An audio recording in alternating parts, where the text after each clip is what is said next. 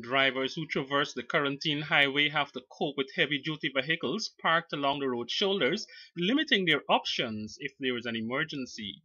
During the cultivation season, rice farmers use the highway to dry their paddy and, on most occasions, utilize one half of the road.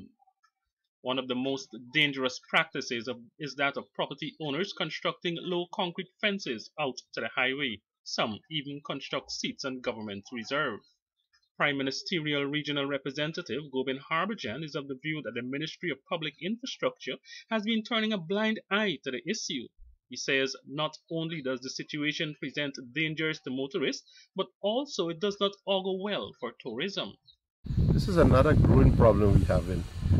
Many of these people from overseas come to Guyana and they do some renovation and they fence and the houses and they make these culverts. When they don't finish making these culverts, they fence the edge of the road shoulders with concrete blocks. That's also become very dangerous for pedestrians and also drivers. You know, and I'm calling on the NDC.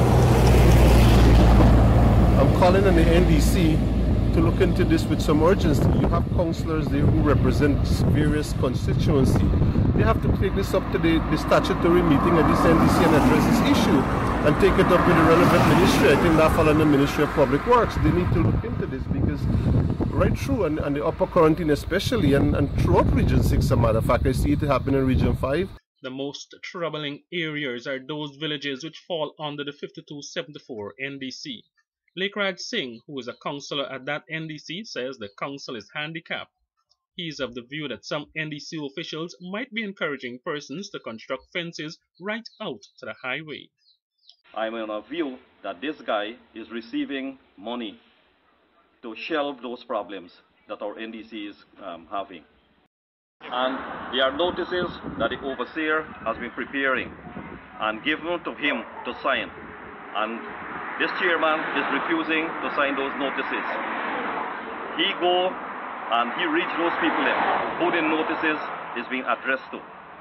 And he ratified the thing without the councillors and the overseer intervention. We don't know nothing.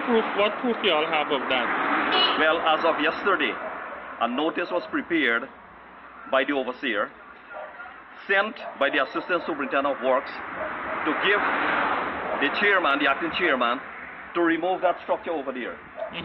That structure there. As a result of this, the overseer, the superintendent of works, said that the chairman refused to sign the notice.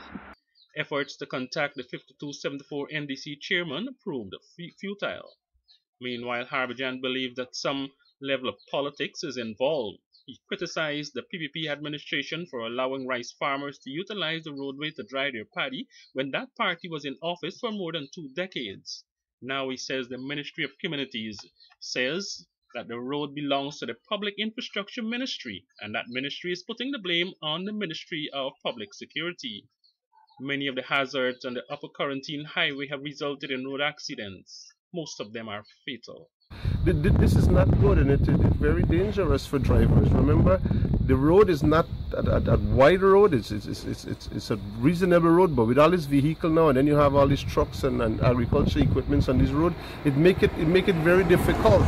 So I'm asking that these NDC, these overseers, you know, serve notices and if they I don't know if the NDC have the authority or the Public Works, they need to look into this with some urgency. We must stop playing politics at these NDC.